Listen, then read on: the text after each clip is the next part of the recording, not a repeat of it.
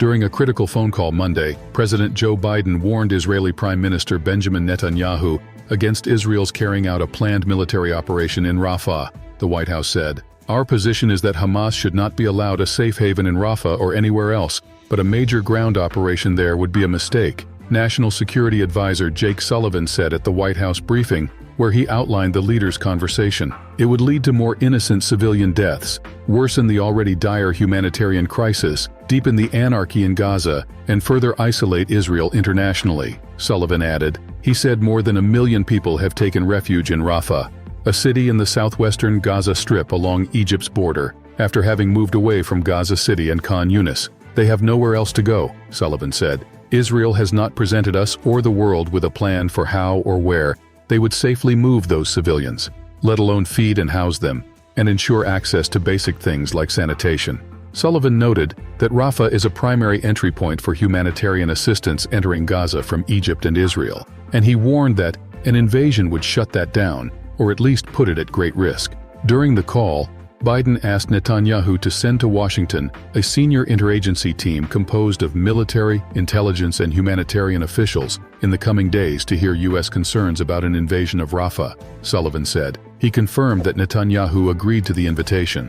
Notably, Sullivan said U.S. officials now expect that Israel wouldn't invade Rafah until that conversation takes place. The meeting will be an opportunity for the U.S. to lay out an alternative approach that would target key Hamas elements in Rafah and secure the Egypt-Gaza border without a major ground invasion, he added. Sullivan rejected questions about whether an Israeli invasion of Rafah would be a red line for Biden, as the president had indicated in a recent interview. Biden and Netanyahu, who last spoke to each other over a month ago, on February 15th, also discussed the prospects of a weeks-long ceasefire agreement between Israel and Hamas that would involve the release of hostages who have been held in Gaza since the October 7th attack. "We would look to build on that ceasefire into something more enduring and use the space created by a cessation of hostilities to surge humanitarian assistance at a vital moment," Sullivan said. "So far, this deal has been more elusive than we would have hoped." Sullivan said that while Israel has made significant progress battling Hamas in its military operations in Gaza,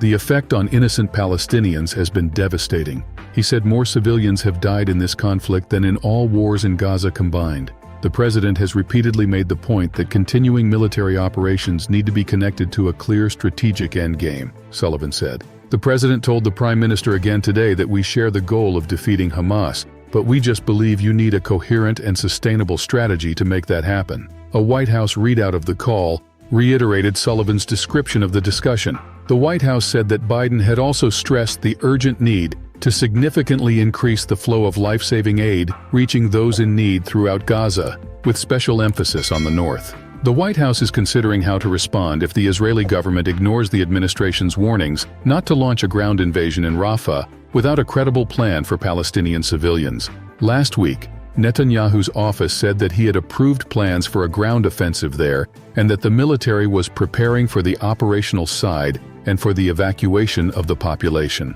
Monday's call was the 20th between Biden and Netanyahu since Hamas's brutal assault on Israel on October 7th. It also marks the longest gap between calls, 32 days. Previously, the longest the two had gone without speaking was 26 days, from December 23rd to January 19th. Biden's relationship with Netanyahu has been on shaky ground for months, as he faces pressure from the progressive wing of the Democratic Party over U.S. support for Israel, as tens of thousands of Palestinians have died in Gaza. Biden said in a recent interview, with that an invasion of Rafah by the Israel Defense Forces would be a red line for him, though he said he would never leave Israel's side. "There's no red line where I would cut off all weapons, so they don't have the Iron Dome to protect them.